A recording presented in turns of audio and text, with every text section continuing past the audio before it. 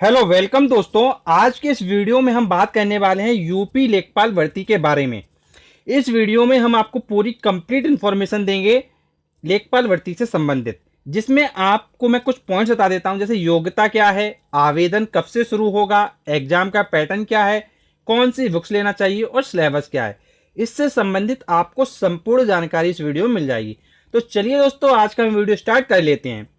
तो देखिए, सबसे पहले बात आती है, मैं आपको नोटिफिकेशन दिखाना चाहूंगा कि जो पेपर में आया था। तो पेपर के नोटिफिकेशन के अकॉर्डिंग आप देख सकते हैं कि 5200 लेखपालों की भर्ती होगी। अब ये जो लेखपाल की भर्ती है, ये लॉकडाउन के बाद जारी की जाएगी। तो सरकार की तरफ से इसके लिए आदेश आ चुका है। पूरी जानकारी आप इस न्यूज में पढ़ सकते हैं, आप पढ़ लीजिएगा। जो मेन बात है वो यही है कि 5200 पदों पर भर्ती है और ये भर्ती लॉकडाउन के बाद आपकी की जाएगी।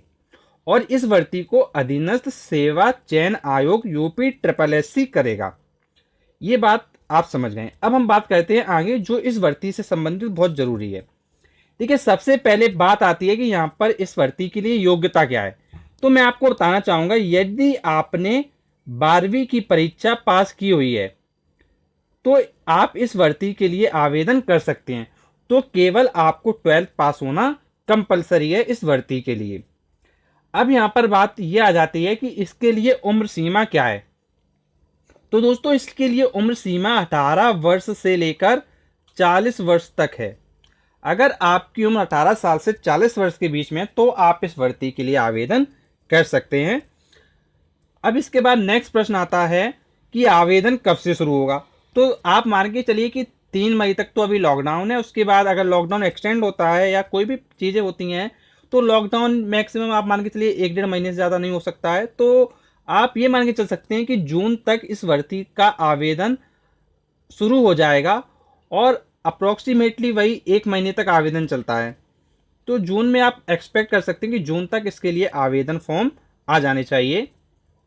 अब बात आती है कि इसका एग्जाम कब होगा। तो आप मान के चलिए कि जब आपकी भर्ती आती है उसके 1 से 3 महीने के अंदर एग्जाम क्या कंडक्ट करा दिया जाता है। तो आप एक्सपेक्ट कर सकते हैं कि इसके लिए जो एग्जाम है वो आपका सितंबर से अक्टूबर के आसपास हो जाना चाहिए। अब इसके बाद हम बात करेंगे इसके लिए एग्जाम का पैटर्न क्या है। अगर हम आपसे एग्जाम पैटर्न की बात करें तो इस एग्जाम में जनरल हिंदी आता है आपका, मैथ्स का पेपर होगा आपका, जीके का पेपर होगा और रूरल डेवलपमेंट का पेपर होगा। अब आपको मैं बताना चाहूंगा, इन चारों सब्जेक्ट के आपके 25-25 क्वेश्चंस आएंगे और टोटल आपके अगर मार्क्स की बात करें तो 25-25 नंबर का ईच सेक्शन है। तो ओवरऑल आपका क्या है, 100 मार्क्स का होगा। तो ये है आपका एग्जाम पैटर्न। तो एग्जाम पैटर्न का आप स्क्रीनशॉट भी ले सकते हैं, क्योंकि जब तक आपको एग्जाम के पैटर्न का पता नहीं होगा तो आपकी जो प्रिपरेशन है वो आप किस तरीके से करेंगे ये आप सही तरीके से गाइड नहीं हो पाएंगे। तो इसका आप स्क्रीनशॉट ले सकते हैं। अब हम आपसे आगे बात करेंगे कौन सी बुक्स लेना चाहिए इस एग्जाम के लिए। तो मैं आपको बताना चाहूंगा, देखिए, सबसे ज़्यादा जो जरूरी बुक है वो है आपकी ग्राम समाज एवं विकास। इस बुक को आप जरूर लें। आप इसका स्क्रीनशॉट भी ले सकते हैं। तो ये जो आपकी बुक है रूरल डेवलपमेंट की, इसको आप जरूर लें, क्योंकि आप जब अदर एग्जाम्स की प्रिपरेशन करते हैं तो उस समय आपके पास कई बुक्स होती हैं, लेकिन ये जो आपकी ग्राम समाज की बुक है इसको आपने कभी पहले पढ़ा नहीं होता है। तो इसके लिए आपको इस बुक को लेना बहुत ही ज़्यादा आपके लिए कंपलसरी है। आप जरूर लें। अगर आपको लेखपाल में चाहते हैं कि आपका सिलेक्शन हो तो इस बुक को आपको जरूर लेना चाहिए। अब हम बात करते हैं आपसे अदर बुक्स की। देखिए, एक बुक मैं आपको और बता रहा हूँ लेखपाल भर्ती के लिए। इस बुक में देखिए क्या है, इस बुक में आपका ऑल सब्जेक्ट्स होंगे, प्लस इसमें आपके कुछ लास्ट में मॉडल पेपर भी दिए गए होंगे। इससे इससे लेने से बेनिफिट ये होगा कि जो आपकी सब्जेक्टिव नॉलेज है ऑल सब्जेक्ट का, तो ऑल सब्जेक्ट के लिए बेनिफिट करेगा, प्लस इसमें जो आपके मॉडल पेपर एक दो दिए होंगे वो भी आपके लिए क्या बेनिफिट करेगा। अब हम आपको बताएंगे एक बुक और। आप एक बुक ये देख सकते हैं प्रैक्टिस सेट। अब इसमें क्या है, आपका 15 प्रैक्टिस सेट दिए गए हैं। तो इन 15 प्रैक्टिस सेट को जब आप लगाएंगे तो उसके बाद आपको पता चलेगा कि आपकी जो प्रेपरेशन है वो किस स्टेज पर है। तो आपको ये जो मैंने 3 बुक्स बताई, तो ये 3 बुक्स को लेना आपके लिए क्या बहुत ही ज़्यादा बेनिफिट करेगा। इन 3 बुक को आपको जरूर लेना चाहिए, क्योंकि ये जो 3 बुक हैं, 3 बुक को आप इस तरीके से जरूर लें। आपने पब्लिकेशन में आपको बता दूं, आप अरिहंत का ले सकते हैं, आप किसी अदर पब्लिकेशन का ले सकते हैं। देखिए मैटर लगभग एक सा होता है, कोई ज़्यादा अंतर नहीं होता है। आप किरण का भी ले सकते हैं, आप अरियंत का भी ले सकते हैं, आप दिशा पब्लिकेशन का भी ले सकते हैं। तो कई पब्लिकेशन है, जो पब्लिकेशन आपको बेटर लगता है आप उसका ले लीजिए।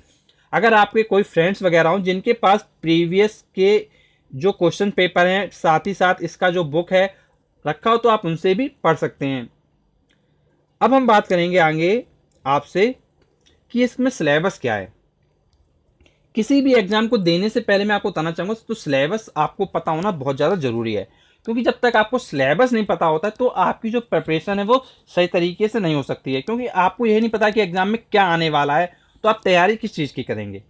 तो सबसे पहले सिलेबस हम बात करते हैं हिंदी का। तो देखिए हिंदी में आपका अलंकार आना है, अनेकार्थी शब्द, विलोम शब्द, रस, लोकोक्तियाँ, पर्यायवाची, संधियाँ, तत्सम तद्भव। तो आपको ये क्या करना है, इसका स्क्रीनशॉट आप ले सकते हैं जिससे कि आपके पास सिलेबस हमेशा रहे। अब इसमें हिंदी में कुछ और चीज़ें हैं वो भी देख लेते हैं।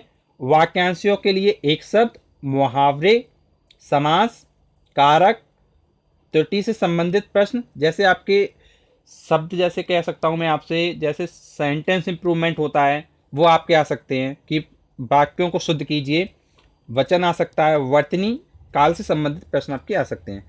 तो आप इसका भी स्क्रीनशॉट ले सकते हैं। अब हम आपको बताएंगे नेक्स्ट सब्जेक्ट का सिलेबस, मैथ्स का सिलेबस। अब देखिए मैथ्स काफ़ी लोगों का बहुत ही अच्छा होता है, लेकिन आपको क्या है इस एग्जाम के अकॉर्डिंग प्रिपरेशन करना है। जो लेखपाल में आपका आने वाला है उसकी मैथ्स को आप देखिए उसमें क्या क्या चीज़ें आने वाली हैं। तो देखिए यहाँ पर आपके वही टॉपिक्स हैं जो ऑलरेडी कई एग्जाम्स में पूछे जाते हैं। जैसे आपका नंबर सिस्टम है, परसेंटेज है, profit loss, statics, classification of facts, frequency distribution, cumulative frequency, by bar chart, pie chart. तो आपको देखिए ये सारे टॉपिक्स को अच्छे तरीके से कवर करना है अपनी प्रिपरेशन के दौरान। अब हम कुछ और टॉपिक्स देखेंगे मैथ्स में। देख कुछ और टॉपिक्स में आपको बताना चाहूँगा, LCM HCF, simultaneous equations, quadratic equations, factors, area theorem, geometry, triangle and Python theorem, rectangles, square, ट्रेपजियम, area and perimeter, parallelogram, perimeter and area of circle. तो आपके ये जो टॉपिक है इन सारे टॉपिक्स को आपको क्या है कवर करना है। इनको अगर आप तैयार कर लोगे अच्छे से तो आपका डेफिनेटली चांसेस बनेंगे सिलेक्शन होने के। अब हम आप बात करेंगे आगे कुछ और टॉपिक्स की। अब देखिए आपका जैसे हिस्टोग्राम होता है, पॉलीगन्स होता है, मीन होता है, मीडियन एंड मोड होता है, एलजेब्रा से संबंधित प्रश्न होते हैं आपके, एलसीएम और एचसीएफ से संबंधित प्रश्न आ सकते हैं, साइमल्टेनियस इक्वेशंस आ सकती हैं, जैसे दो इक्वेशन आपको दी गई होंगी उन दोनों इक्वेशंस को आपको क्या है वैल्यूज फाइंड करके कंपेयर करना होगा। तो ये भी आपके प्रश्न आ सकते हैं। अब हम आपसे बात करेंगे जीएस और जीके का। देखिए दोस्तों जीएस और जीके क्या काफ़ी वास्ट पोर्शन है, तो इसको क्या है आपने जो और एग्जाम्स होते हैं जैसे एसएससी का एग्जाम होता है, आपका आईएएस आईपीएस का एग्जाम होता है, उनके जो आप पढ़ते हैं वैसे ही कुछ मैटर यहाँ पर भी आता है।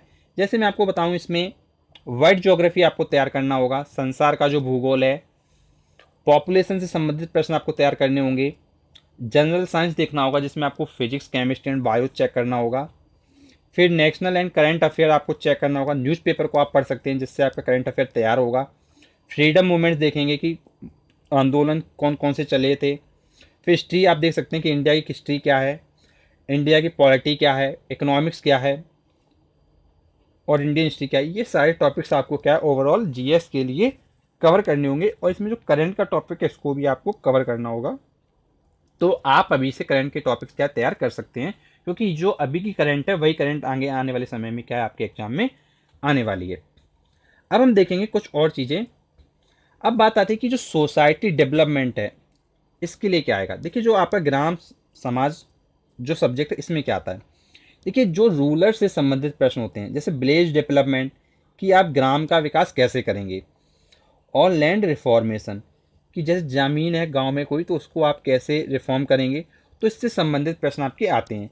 फिर आपका विलेज डेवलपमेंट कि आप गांव का विकास कैसे करेंगे, प्रोग्राम एंड मैनेजमेंट कि आप ग्राम के विकास के लिए कौन कौन से प्रोग्राम्स लाएंगे, लाने के बाद मैनेजमेंट उसका कैसे रखेंगे।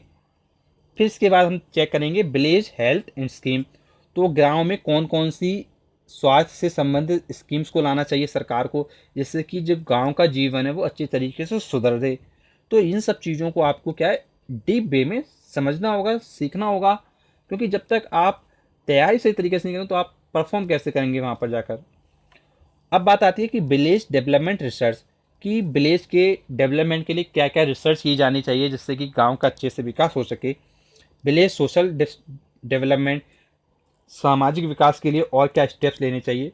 तो जितनी भी आपके ग्राम से संबंधित चीज़ें हैं कि गांव में क्या क्या चीज़ें करनी चाहिए, उन सारी चीज़ों को आपको कवर करना है, बहुत अच्छे से करना है, जिससे कि आप गांव के लिए बहुत अच्छा कर सकें।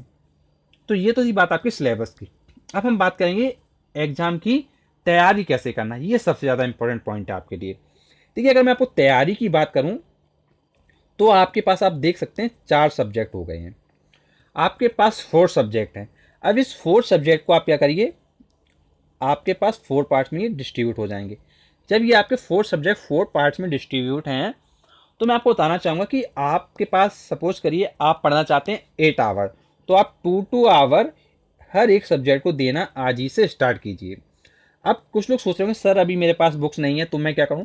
तो मैं आपको बताना चाहूँगा कि आप आपके जो फ्रेंड्स हैं, तो फ्रेंड्स लोगों से आप बुक्स को क्या है ले सकते हैं।